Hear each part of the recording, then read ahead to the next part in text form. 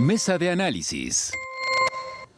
Y para entender mejor el panorama económico que tenemos en México, hemos contactado a José Ignacio Martínez Cortés. Él es coordinador del Laboratorio de Análisis en Comercio, Economía y Negocios. Bienvenido a Mega Noticias. Gastón, muchas gracias por la invitación. Gracias a ti por tu tiempo y disposición. Bueno, pues hemos estado analizando a lo largo de los últimos minutos cómo, a pesar de que tenemos un crecimiento en la economía y motivos para creer que los distintos sectores en la economía primaria, secundaria y terciaria van hacia la alza, también hay factores que amenazan este crecimiento. ¿Cómo ves tú en un primer bosquejo la situación económica del país en este arranque de 2023? Sí, Gastón, hay dos factores muy importantes que estarían incidiendo en el comportamiento de la economía mexicana a lo largo de este 2023. Uno es, sin duda, el factor externo. Tenemos una fuerte desaceleración de la economía china, que es el motor del comercio internacional. De igual forma, hay una caída en la producción industrial de Estados Unidos y también tenemos, a raíz de la guerra de Rusia en Ucrania, tenemos una parte muy importante sobre el comportamiento de los energéticos que está incidiendo en la economía europea. Y esto, por supuesto, está afectando a la economía mexicana de manera muy precisa en dos aspectos que tienen que ver con el día a día del quehacer económico del país. Uno es el comportamiento de los precios de los commodities, que son los energéticos, que tienden a tener un vaivén en su comportamiento. Y esto, por supuesto, estaremos viendo de cara a febrero, al 24 de febrero próximo, cuando tengamos el primer aniversario de la invasión de Moscú a Kiev. Y otro aspecto que tenemos en la economía nacional es precisamente el comportamiento que se tiene con la economía de Estados Unidos a raíz de que es nuestro principal socio comercial y va a tener la economía estadounidense una desaceleración industrial de cara a una recesión. Y esto, por supuesto, va a incidir en el comportamiento de las exportaciones. De igual manera, tenemos un endeble comportamiento en el consumo privado e interno, no repunta. Esto es el resultado de, a su vez, una caída en la inversión fija bruta, es decir, equipo y maquinaria y construcción por parte de los empresarios, y también un endeble gasto, por lo cual lo que estaría salvando la economía es sin duda la inversión pública, y con esto tenemos un comportamiento muy débil de los cuatro indicadores del Producto Interno Bruto del país. Así es. Bueno, pero en esta tesitura, lo que mencionas, México es uno de los países, digamos, por su proximidad geográfica, más importantes para Estados Unidos en cuanto a la elaboración de la industria de la transformación, concretamente el caso de los metales y los insumos para los coches y algunas otras partes de la industria. Y el hecho de que siga avanzando el TEMEC, es decir, son factores que uno diría como cualquier persona que favorecen el crecimiento económico. Sin embargo, este factor que mencionas parece frenar las expectativas optimistas sobre nuestro crecimiento. Así es muy interesante que abordes la parte referente a la industria automotriz intrarregional México-Estados Unidos, a raíz precisamente de que este 1 de enero entraron en vigor las nuevas reglas de origen, lo que es el valor de contenido laboral entre México y Estados Unidos en torno a la industria automotriz. En estos días también se estará anunciando el resultado del primer panel en la era TEMEC, que todo indica que favorece el fallo a México, por lo cual se extiende 3 años más el contenido de origen de ciertas autopartes que Estados Unidos quería que entraran en vigor ya desde este también 1 de enero. Veremos el fallo, más tardar el 15 de enero, que se haga público. Y esto sin duda va a impulsar aún más las inversiones en este sector. Hay, Gastón, 9 empresas nuevas chinas en el país que están aprovechando estas nuevas reglas de origen para invertir en México, y con ello romper con la cláusula que se establece en el artículo 4.10, y que ya esta producción sea, por supuesto, totalmente nacional y cumplir a su vez con las nuevas reglas. Y también tenemos otra estratagema empresarial, que es lo que se ha denominado el nearshoring, o también otra estrategia que es el friendshoring, en torno a atraer nueva inversión, principalmente que estaba en China, que se aposente en México. Lo tenemos principalmente en estos días en Tijuana, Ciudad Juárez, pero también hay una nueva inversión anunciada de Tesla en Nuevo León. Es decir, este sector podría provocar un mayor atractivo para México en torno a esta inversión. Aquí lo más importante en este contexto es que el gobierno, principalmente el gobierno federal, ofrezca certidumbre empresarial y también confianza al inversionista. Es correcto. José Ignacio, si tú me lo permites, vamos a incorporar a esta mesa de análisis a Lolvé Peraza, economista, a quien damos la bienvenida a este espacio. Lolvé, ¿cómo estamos? Hola, muchas gracias. Bienvenida. Gracias, bueno, pues estamos haciendo justamente una radiografía de la situación económica y la perspectiva o prospectiva para 2023, obviamente para México. ¿Cómo ves el panorama? Bueno, primero que nada, muchas gracias, Gastón. Muchas gracias, maestro José Ignacio. La situación económica mundial, como ya escuchaba, es algo compleja debido, sin lugar a dudas, a los rezagos de la pandemia. Queramos o no reconocerlo, la pandemia y los estragos económicos que está impactando a nivel internacional, pues siempre van a ser importantes, ¿no? Esta es un retraso en la economía a nivel mundial que se está viendo reflejado en dos aspectos. Yo diría primeramente en la parte productiva, como ya se decía, la parte de la producción industrial, y en segundo término en el impacto inflacionario que está siendo ocasionado, entre otras cosas, además de la guerra, que también es un factor importante, pues en la escasez que existe o el impacto que tuvo en la pandemia, negativo más bien, en los procesos productivos, ¿no?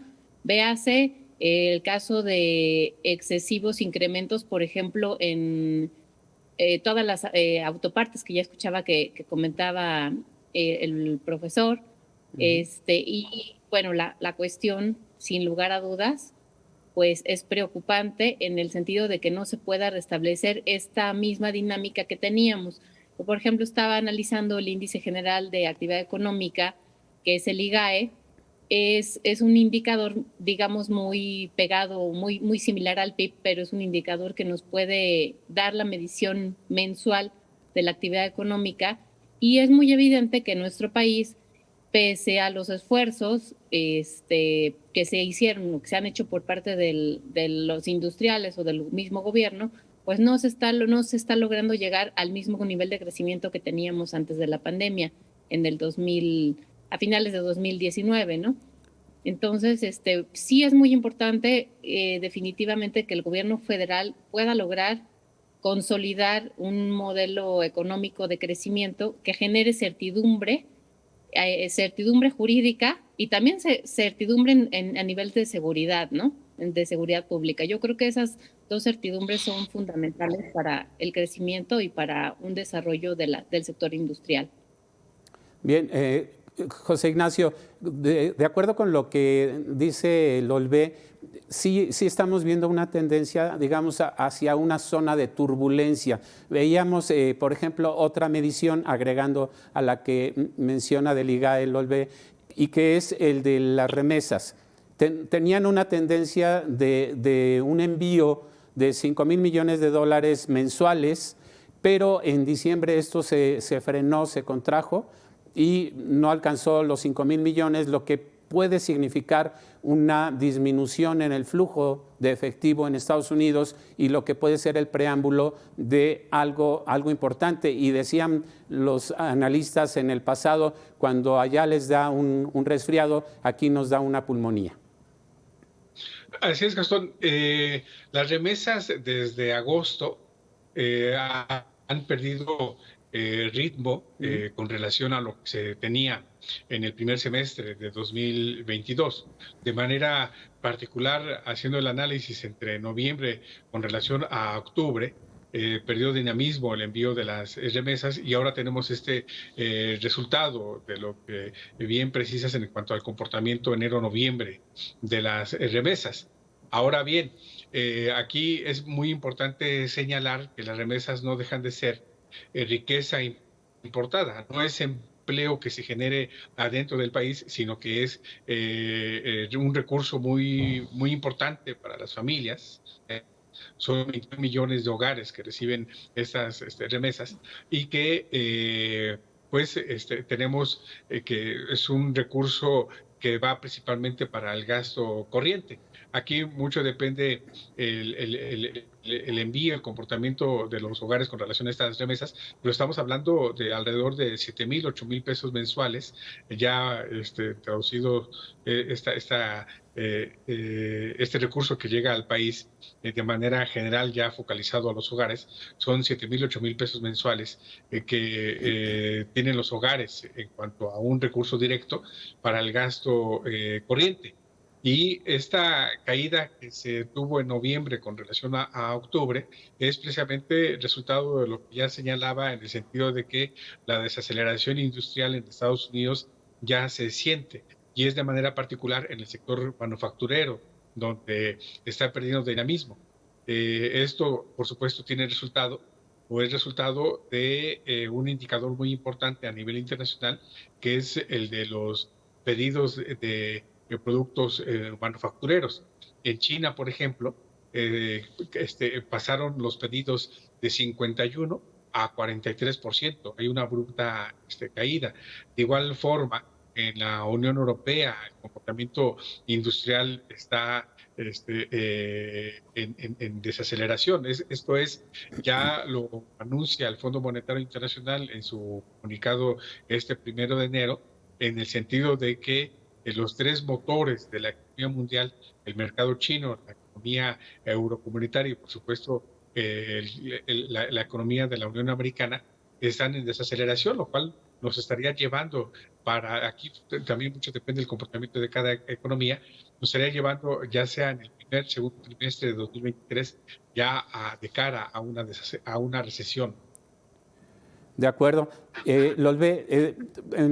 Viendo todo el panorama general, estamos viendo que salvo el factor inflación, internamente hay una recuperación del empleo, hay un crecimiento, una recuperación en el crecimiento anualizado, una mejora en las exportaciones. Sin embargo, los factores externos que ya hemos abordado en esta mesa siguen pesando y permiten predecir un panorama no fácil para 2023 en México. ¿Qué política pública, y esto sería una pregunta abierta a ambos, deberíamos seguir para enfrentar una situación así cuando tenemos solidez en lo interno, pero estas amenazas externas?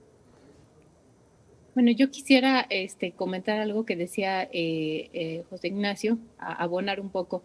Efectivamente, nada más retomando algo de las remesas, son fundamentales, pero son dependientes del extranjero, ¿no? Si nosotros recordamos que el PIB está compuesto por el ingreso, el consumo y la inversión y las exportaciones, pues esto diríamos, bueno, está muy bien porque estamos incrementando el consumo, que esa es una parte, y ya retomando lo que preguntas, Gastón, es fundamental. El consumo es fundamental para el desarrollo económico. El problema es que si en México incentivas el consumo, ya sea con programas sociales o con remesas o con cualquier otro incentivo, sin crecer la planta productiva, es decir, sin inversión, que es lo que está pasando, lo que va a ocurrir pues es que se generan estos índices de inflación y que esto pues iba naturalmente a ocurrir antes de la pandemia y que bueno, con la pandemia pues se agudizó.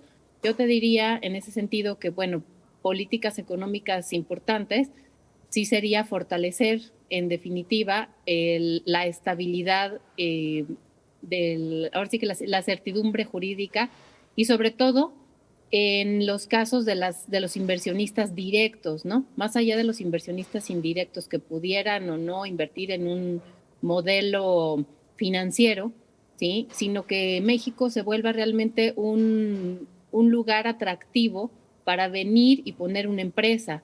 Y este lugar que antes era México, que pudo haber sido México en algún momento, pues es un desaliciente por dos razones. Una, porque no sabes si alguna cuestión del Estado vaya a intervenir para que si tú querías hacer una inversión ya no la puedas hacer o no vayas a tener algunas facilidades. Y en el otro sentido, pues la inseguridad, que queramos o no, es un problema y que en algunos países en Europa nos ven como un país en guerra. O sea, es increíble que uno pudiera pensar que vivir en México es vivir en un país como en guerrilla, pero es un catálogo en donde estamos. Entonces eso nos debe de preocupar porque esto finalmente va a afectar a las actividades, sobre todo en términos de la inversión. Y si no hay inversión, aunque haya consumo, no va a haber crecimiento. Y esto es fundamental. O sea, tenemos que apostarle a la inversión y a la infraestructura. Y ahí es donde también te diría que el gobierno federal y los gobiernos estatales y todos deberían de pugnar por incrementar la infraestructura y mejorar la existente, ¿no? Los polos de desarrollo se hacen con infraestructura y muchos con apoyos del gobierno. José Ignacio, ¿suscribes y complementas estas reflexiones del OLVE? Sí, sin duda, creo que pone los puntos sobre las IES en lo que se tiene que ver de cara a lo que vamos a tener en este 2023. Subrayaría los aspectos sobre infraestructura, tomando en consideración que lo que se tiene que fortalecer es la demanda interna. La demanda interna está muy débil y esto es resultado de lo que vemos en el comportamiento del consumo del mercado privado mes a mes. Y de igual forma, esto se manifiesta en lo que se denomina equipo y maquinaria, de lo que es inversión fija bruta, aunado precisamente a esta débil inversión que se tiene en este sector, resultado de la inseguridad, tomando en consideración de que el crimen organizado ya se ha convertido en un cártel económico, considerando que un cártel económico es el que domina o tiene predominancia en el comportamiento del mercado interno. Es decir, el crimen organizado determina los tiempos de cosecha, de siembra, de producción, de distribución, de venta, y esto, por supuesto, incide en los precios, en el precio al productor, en el precio al consumidor, y esto se refleja a su vez el INEGI nos decía esta mañana en torno al índice de confianza empresarial,